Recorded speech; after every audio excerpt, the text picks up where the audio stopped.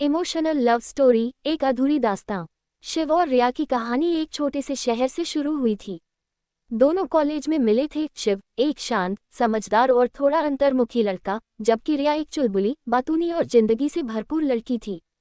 दोनों की मुलाकातें धीरे धीरे दोस्ती में बदली और फिर उस दोस्ती ने एक अनकही मोहब्बत का रूप ले लिया। शिव कभी अपने जज्बातों को शब्द नहीं दे पाया, पर उसकी आंखों में रिया के लिए एक खास चमक थी। रिया समझती थी उसकी खामोशी को, लेकिन वह चाहती थी कि एक दिन शिव खुद अपने दिल की बात कहे। वक्त बीतता गया, कॉलेज के 3 साल कब बीत गए पता ही नहीं चला। अंतिम वर्ष की एक शाम, कॉलेज का फेयरवेल चल रहा था। रिया ने शिव से पूछा, अगर मैं हमेशा के लिए कहीं चली जाऊं तो? शिव मुस्कुराया, पर कुछ नहीं बोला। रिया की आंखों में नमी थी, पर उसने खुद को संभाल लिया।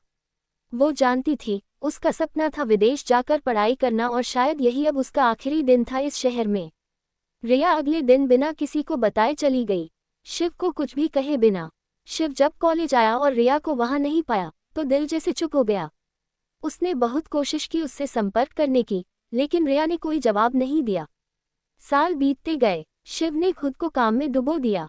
वह अब एक सफल सॉफ्टवेयर इंजीनियर बन चुका था, लेकिन दिल के एक कोने में रिया की यादें आज भी जिंदा थीं। एक दिन एक मेल आया रिया की।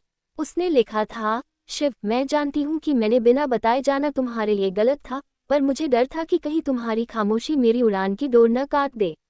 पर आज भी तुम्हारी आंखों की वो खामोश मोहब्बत मुझे याद है। मैं लौट रही हूँ, अगर आज भी कुछ बाकी है तो मिलना उसी पार्क में जहाँ हम पहली बार मिले थे। शिव उस पार्क पहुंचा। रिया वहां खड़ी थी, बिल्कुल पहले जैसी। आंखें नम थी, पर इस बार मुस्कान में भरोसा था।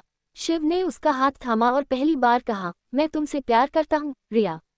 रिया की आंखों से आंसू बह निकले, पर इस बार वो आंसू अधूरी मोहब्बत के नहीं थे, बल्कि एक नई शुरुआत के थे।